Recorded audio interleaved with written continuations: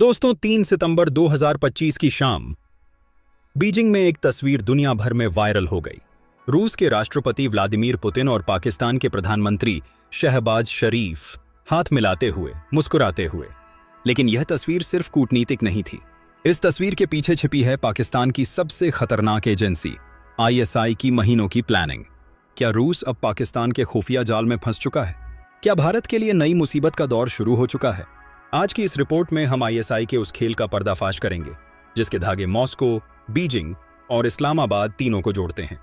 Putin और शरीफ की मुलाकात बीजिंग में, कैमरों के सामने सिर्फ दोस्ती की बातें, लेकिन कैमरे बंद होने के बाद उसी होटल के अंदर बंद दरवाजों के पीछे रूस की FSB, फेडरल सिक्योरिटी सर्विस और पाकिस्तान की ISI के अधिकारी आमने सामने बैठे।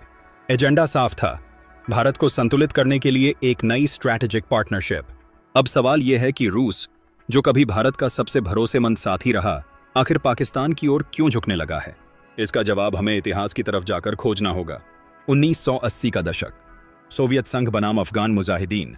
उस दौर में ISI ने CIA और अमेरिका के साथ मिलकर सोवियत सेना को अफगानिस्तान में घुटनों पर ला दिया। सोवियत संघ की हार हुई, लेकिन इसी खेल ने दुनिया भर में आतंकवादी नेटवर्क खड़े किए। फिर आया 2001, अमेरिका पर 9/11 का हमला हुआ।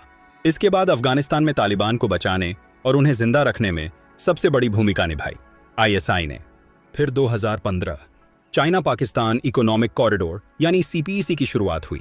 ISI ने चीन को सिक्योरिटी गारंटर बनकर दिखाया कि वह सिर्फ एक खुफिया एजेंसी नहीं, बल्कि पूरे क्षेत्र का जियोपॉलिटिकल आर्किटेक्ट है। कई दशक तक रूस और पाकिस्तान के बीच दूरी रही, लेकिन 2014 के बाद हालात बदलने लगे। जब पश्चिमी देशों ने रूस पर प्रतिबंध लगाए, तब पाकिस्तान की इंटेलिजेंस टीम ने रूस को ऑफर दिया, हम आपको अफगानिस्तान और मध्य एशिया में खुफिया मदद देंगे, आप हमें हथियार और ऊर्जा दीजिए। यह सौदेबाजी रूस पाकिस्तान रिश्तों में नई गर्माहट लाने लगी।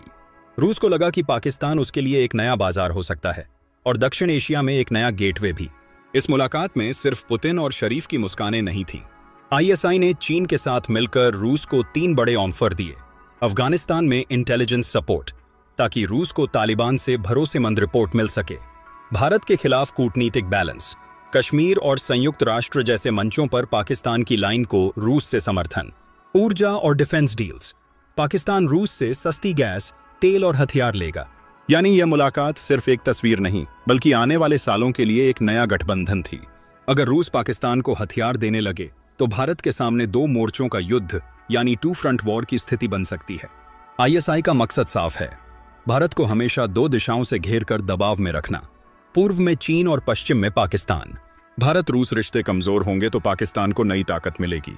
ISI पहले ही कश्मीर में एक्टिव है। अगर उसे रूसी समर्थन या खुफिया मदद मिलती है तो हालात और बिगड़ सकते हैं। भारत को अब सिर्फ अमेरिका और क्वाड पर निर्भर नहीं रहना होगा।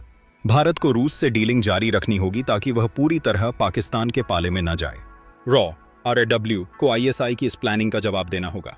भारत को मल्टी लेयर डिप्लोमेसी करनी होगी, पश्चिम, रूस, जापान, मिडिल ईस्ट सभी को साथ लेकर।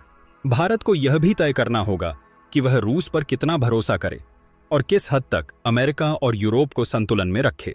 दोस्तों, बीजिंग की यह मुलाकात केवल मुस्कान और हाथ मिलाने तक सीमित नहीं है। यह ISI की उस गहरी चाल का हिस्सा है जिसमें पाकिस्तान चाहता है कि भारत हर मोर्चे पर घिरा रहे। रूस, चीन और पाकिस्तान की तिकड़ी, यह भारत की विदेश नीति की सबसे बड़ी चुनौती है।